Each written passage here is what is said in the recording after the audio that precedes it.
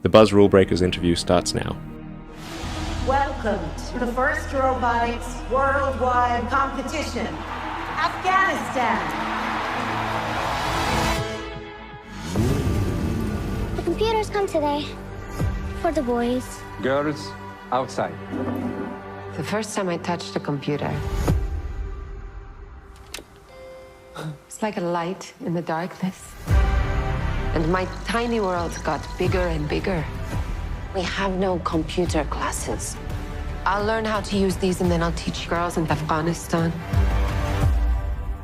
Rule Breakers is a movie based on a true story inspired by true events of Roya Mahboob, who came from Afghanistan and started the first all-girls Afghan robotics team. And it's their journey. It's a story of hope. It's a story of resilience and a story of, promoting STEM education for women. What were some of the things that you guys found out while filming this that you didn't know beforehand?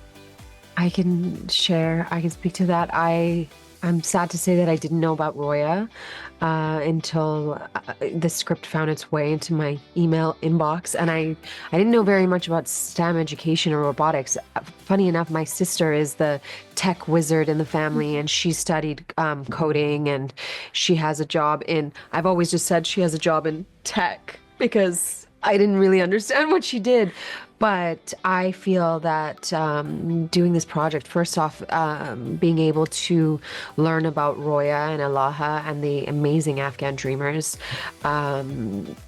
become familiar with their work and everything they've achieved, what they're still doing, but then also with STEM and with these young people around the world who are seeing the problems in the world as with eyes that are looking for a solution rather than looking at them and becoming despondent. I think it's so important today, and it's something that really filled me with a lot of optimism and hope for the future, like in a time where the future can seem dire. I hope people take a few things away from the film. I hope they take away how important STEM education is for girls. I hope they really see that STEM is the future, and I hope they take that message from this film. I hope that they take away the message that more stories like this need to be told. In Hollywood, we need to see more of these authentic stories from the region that are evoking hope and inspiring people to come. There are so many stories from that region like this, and we need more of them told. And lastly, I really hope that people just feel the perseverance and the relentlessness for following one's passion that come from Roya and the team. I hope they let that course through them when they watch it in theaters. And I hope they feel that and they walk away feeling that passion to go after what they want. And did you guys get to meet, some of the girls that was involved? Well, actually, one of the girls who was in the original group, she was able to come to the premiere last night, and we were meeting her for the first time. Yeah. And that was amazing. She was very emotional and she approved of the film. That felt good as one of the girls. That felt really good. And Roya kind of touched on this yesterday during our panel, our Q&A, that a lot of them are doing very well. Like a lot of them are, they're at MIT. One is going to be going to MIT soon. Stanford, she said.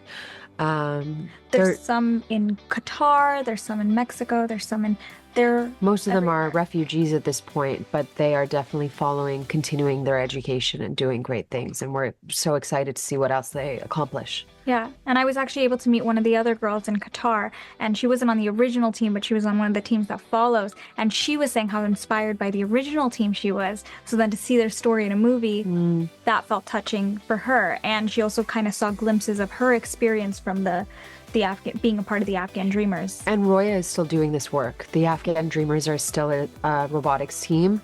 They're just happening with refugees outside of Afghanistan. But she's very much still committed to this work and bringing light and eyes to the importance of women's education in Afghanistan.